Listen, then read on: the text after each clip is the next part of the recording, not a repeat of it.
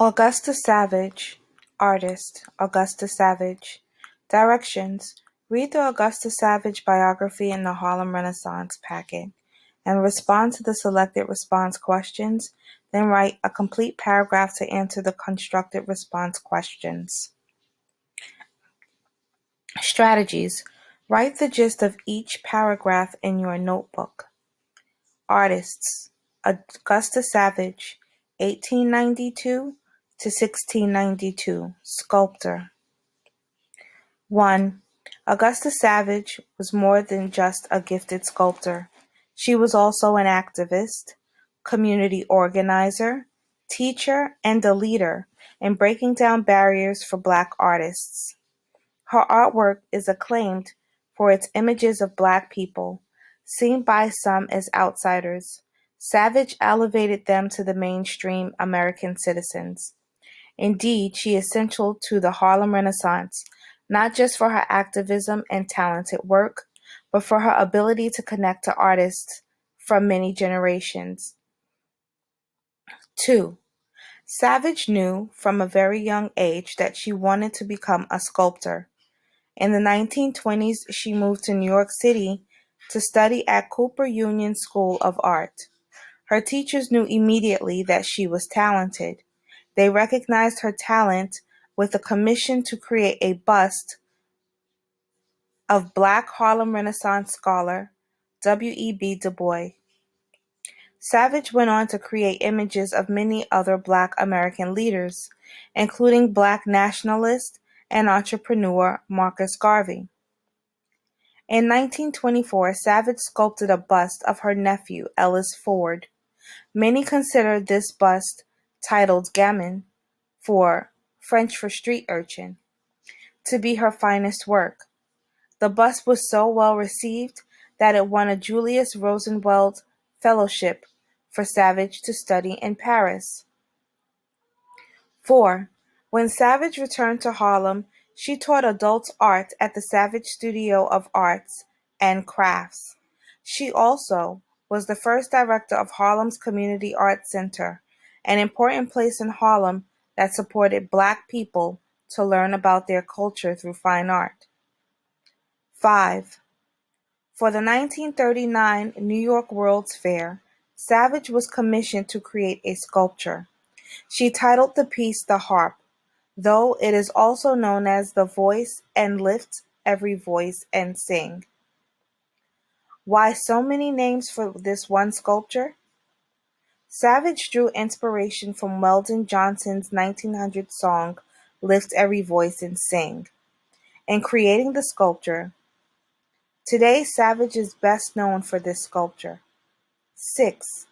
In addition to collaborating with writers like Weldon and Harlem community members, Savage was also a key member of the Harlem art community and a member of the so-called 306 group. Named for its location, the group was housed at 306 West 141st Street. Savage collaborated a great deal with members of the group and other artists in Harlem. She shared techniques and ideas with Black artists including Charles Alston, Romare Bearden, Jacob Lawrence, and Morgan and Marvin Smith. Augusta Savage sculpting the harp. Name. Don't worry, the answer will state that it is wrong, but there are no points assigned. Number 1.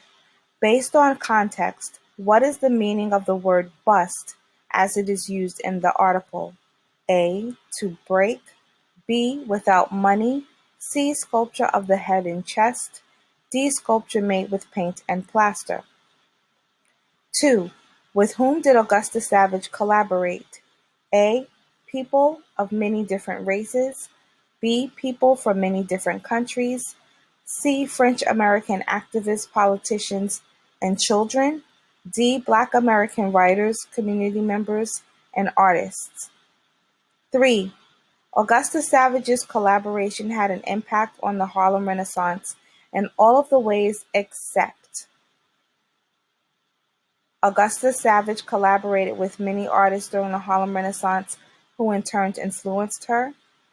She was the founder of the Schomburg Center for Research in Black Culture on 125th Street in Harlem. She created the Savage Studio of Arts and Crafts. This helped to educate adults in the arts. Savage was a member of the 306 group, which allowed her to share techniques and ideas with important artists like Charles Alston, Romare Bearden, Jacob Lawrence, and Morgan and Marvin Smith. 4. How did Augusta Savage's collaboration impact the Harlem Renaissance? Write a complete paragraph using evidence from the text. Possible sentence starters. Augusta Savage is: she was influential during the Harlem Renaissance because one of her contributions was, another contribution is. The harp, also known as Lift Every Voice and Sing sculpture. Poem, Lift Every Voice and Sing. Lift every voice and sing, till earth and heaven ring, ring with the harmonies of liberty. Let our rejoicings rise, high as the listening skies, let it resound, loud as the rolling sea. Sing a song full of faith that the dark past has taught us. Sing a song full of hope that the present has brought us. Facing the rising sun of our new day begun, let us march on till victory is won. Stony the road we trod, bitter the chastening rod, felt in the days when hope unborn had died. Yet with a steady beat have not our weary feet come to the place for which our fathers sighed. We have come over a way that with tears has been watered. We have come treading our path through the blood of the slaughtered. Out from the gloomy past, till now we stand at last, where the white gleam of our bright star is cast. God of our weary years, God of our silent tears, Thou who hast brought us thus far along the way, Thou who hast by Thy might lead us into the light, keep us forever in the path, we pray. Lest our feet stray from the places, our God, where we met Thee, lest our hearts, drunk with the wine of the world, we forget Thee. Shadowed beneath Thy hand, may we forever stand, true to our God, true to our native land. And here is the song, Lift Every Voice and Sing, also known as the Black National Anthem.